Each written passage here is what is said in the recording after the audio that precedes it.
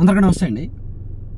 నిన్న ప్రకాశం జిల్లా ఒంగోలులో ఒక గొడవ జరిగింది.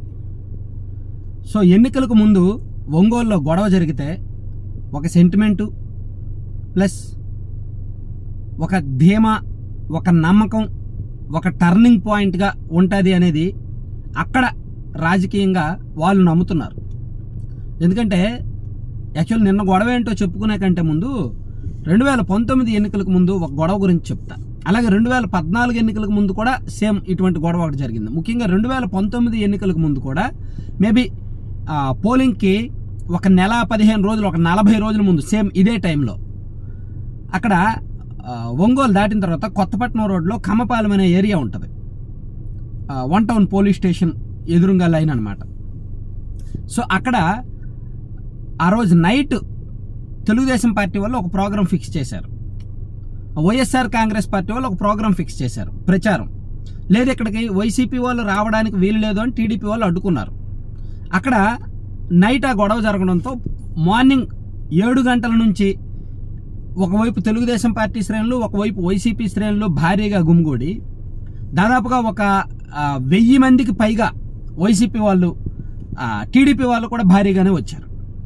సో అది కమ్మపాలెం, ఆ ప్రాంతం, ఆ సర్కిల్ మొత్తం విపరీతంగా జనాలతో నిండిపోయింది. అప్పుడు వరకు, అంతకు ముందు 2014లో ఓడిపోయిన తర్వాత ఈ ఘటన జరిగినంత వరకు బాలినేని శ్రీనివాసరెడ్డి గారు పెద్దగా ఒంగోలులో యాక్టివ్గా లేరు. కానీ ఈ గొడవ జరిగిన తర్వాత బాలినేని గారు ఒక్కసారిగా హైలైట్ అయిపోయారు, యాక్టివ్ అయిపోయారు. ఆ గొడవ జరుగుతున్నప్పుడు కూడా బాలినేని గారు, అతని కుమారుడు ప్రణీత్ రెడ్డి, అలాగే వైసీపీ సపోర్టర్స్ కొంతమంది, అప్పట్లో ఉన్న సింగరాజు వెంకట్రావు, వీళ్ళందరూ కూడా వెహికల్ ఎక్కి టీడీపీ వాళ్ళకి సవాల్ చేశారు. మా ప్రభుత్వం రాబోతోంది, మీరేం చేసుకుంటారో చేసుకోండి మమ్మల్ని అన్నట్టు మేసం తిప్పి తొడగొట్టారనమాట. అప్పట్లో 2019 ఎన్నికలకు ముందు ఆ గొడవలో మంది ఎక్కువగా టీడీపీ వాళ్ళు ఉన్నప్పటికీ వైసీపీదే పై చేయండి. ప్రజలు కూడా వైసీపీ పట్లే సానుభూతి చూపించారు. ఇక్కడ తప్పు టీడీపీదే అని అప్పుడు డిసైడ్ అయ్యారు. సో అది ఒక రకంగా వైసీపీకి ప్లస్ అయింది ఆ ఎన్నికలో. ఆ గొడవ జరిగిన నెక్స్ట్ డే నుంచి ఒంగోలులో రాజకీయం మారిపోయింది. వైసీపీ పట్ల సింపతి వచ్చేసింది, బాలినేని గారి పట్ల పాజిటివ్ వచ్చేసింది. ఆ గొడవే టీడీపీకి మైనస్ అయింది అప్పుడు 2019 ఎన్నికల ముందు. సేమ్ ఇప్పుడు నిన్నటి గొడవకు వద్దాం. నిన్న ఏమీ లేదు, ప్రచారంలో భాగంగా వైఎస్ఆర్ కాంగ్రెస్ పార్టీ అభ్యర్థి తరపున బాలినేని శ్రీనివాసరెడ్డి గారి కోడలు ప్రచారం చేస్తూ వాలంటీర్ను కూడా వెంట తీసుకెళ్లారు. అక్కడ ఒక కుటుంబ సభ్యులు, టీడీపీ సానుభూతి పరులు, అదేంటి మీరు వాలంటీర్ కదా, మీరు ఎందుకు వస్తున్నారు ప్రచారంలో, మీరు రాకూడదు కదా అని చెప్పి ఫోటో తీయబోయారు. ఫోటో తీయబోయినందుకు గాను ఆమె మీద, ఆ కుటుంబం మీద దాడి చేశారు వైసీపీ కార్యకర్తలు. సో ఎందుకు దాడి చేయాల్సిన అవసరం ఏముంది అంటే, అధికారం 2019లో ఎలాగైతే టీడీపీ అధికార బలాన్ని చూపించిందో ఇప్పుడు ఒంగోలులో సేమ్ వైసీపీ అధికార బలాన్ని చూపించింది.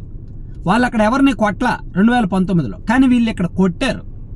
అక్కడ వాళ్ళకి సపోర్ట్గా వెళ్ళిన టీడీపీ కార్యకర్తల్ని, నాయకుల్ని కూడా కొట్టారు. సో ఇది టీడీపీ ఖచ్చితంగా ప్లస్. నిన్న పూర్తిగా చాలా వరకు అక్కడ వైసీపీదే తప్పు.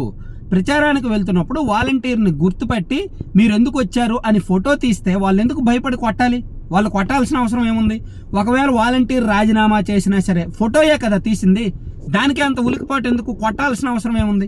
ఇందాక సజ్జల రామకృష్ణారెడ్డి గారు ప్రెస్ మీట్ పెడుతూ వాలంటీర్ రాజీనామా చేశారు కదా, రాజీనామా చేసినప్పుడు ప్రచారానికి వస్తే ఏంటి అని అడిగారు. సరే వస్తే ఫోటో తీస్తే తప్పేంటి? ప్రచారానికి వచ్చినప్పుడు ఫోటోలు తీశారు, ఏమవుద్ది? ఈసీకి కంప్లైంట్ చేస్తారు. ఈసీకి కంప్లైంట్ చేస్తే ఆల్రెడీ రాజీనామా చేశారు ఆ వాలంటీర్ అని సమాధానం ఇస్తే సరిపోద్దిగా, దానికి కొట్టాల్సిన అవసరం లేదుగా. సో దానికి సమాధానం చెప్పాలా సజ్జల గారు? వాలంటీర్ రాజీనామా చేశారనే చెప్పారు, కానీ అక్కడ ఫోటో తీస్తే కొట్టాల్సిన అవసరం ఏంటనేది మాట్లాడాల. సో అది వైసీపీకి మైనస్ అయింది, బాగా మైనస్ అయింది. అంటే అధికారాన్ని వైఎస్ఆర్ కాంగ్రెస్ పార్టీ ఏ విధంగా వాడుకుంటోంది, 2014 నుంచి 19 వరకు తెలుగుదేశం పార్టీ వాడుకున్న కంటే దారుణంగా వైసీపీ వాళ్ళు అధికారాన్ని వాడుకుంటున్నారు. ఎన్నికల ప్రచారంలో కూడా చివరిగా ఇలా ఏకపక్షంగా ఇలా అధికార వ్యవస్థను వాడుకుంటున్నారు అనేది జనంలోకి వెళ్ళిపోయి, పైగా టీడీపీ వాళ్ళని యూనిటీ కలిపింది. ఒక్కసారిగా నిన్న గొడవతో సాయంత్రానికల్లా తెలుగుదేశం పార్టీ వాళ్ళందరూ సాయంత్రానికి రాత్రి 11, 12 అయినా సరే ఎస్పీ ఆఫీస్ దగ్గర, రిమ్స్ దగ్గర, మొత్తం ఆ ఇంటి దగ్గర, మొత్తం అన్ని చోట్ల టీడీపీ వాళ్ళు 100లాది మంది గుమిగూడారు. సో దాంతో దామచర్ల జనార్దన్ గారు ఎటువంటి పిలుపు ఇవ్వకుండానే తెలుగుదేశం పార్టీ బల ప్రదర్శన చేయగలిగింది. 2019 ఎన్నికలకు ముందు కూడా బాలినేని శ్రీనివాసరెడ్డి గారు ఎటువంటి పిలుపు ఇవ్వకుండానే అక్కడ వేలాది మంది వైసీపీ వాళ్ళు వచ్చినట్టు, నిన్న దామచర్ల జనార్దన్ గారు ఎటువంటి పిలుపు ఇవ్వకుండానే తెలుగుదేశం పార్టీ కార్యకర్తలు క్యాడర్ కసిగా వచ్చారు అక్కడికి. సో ఆ ఘటన, నిన్నటి ఘటన ఒంగోలు రాజకీయానికి మలుపు. వైఎస్ఆర్ కాంగ్రెస్ పార్టీకే మైనస్. అక్కడ ఆల్రెడీ వైసీపీకి చాలా మైనస్లు ఉన్నాయి, టీడీపీకి కొంత సింపతి ఉంది, జనార్దన్ గారు ఎంతో కొంత మంచి వర్క్స్ చేశారు అని ఆయన పట్లే పాజిటివ్ ఉంది. సో ఇప్పుడు ఈ ఘటనతో ఇంకా వైసీపీ ఇంకాస్త మైనస్కి వెళ్ళిపోయింది. సో ఈ ఘటన 100% నేను మనసా వాచ కర్మనా చెప్పగలను, 100% ఈ గొడవ వైసీపీకి మైనస్సే, టీడీపీకి ప్లస్సే. కొన్ని ఓట్లు టీడీపీకి వేయించినట్టే, ఉత్త పుణ్యాన్ని టీడీపీకి కొన్ని ఓట్లు వెళ్ళినట్టే నిన్న జరిగిన ఘటన కారణంగా వైసీపీ వాళ్ళు. ఎందుకంటే ఒంగోలు ఓటర్లు చాలా చైతన్యవంతులు, చాలా తెలివైన వాళ్ళు, అదంతా అర్బన్ ఏరియా ఎక్కువ కాబట్టి ఆలోచించి ఓటేస్తారు. సో ఇటువంటి ఘటనలు వాళ్ళు యాక్సెప్ట్ చేయరు. చూడండి, కావాలంటే రిజల్ట్ వచ్చాక ఈ వీడియో గురించి మనం మళ్ళీ మాట్లాడదాం. Thank you.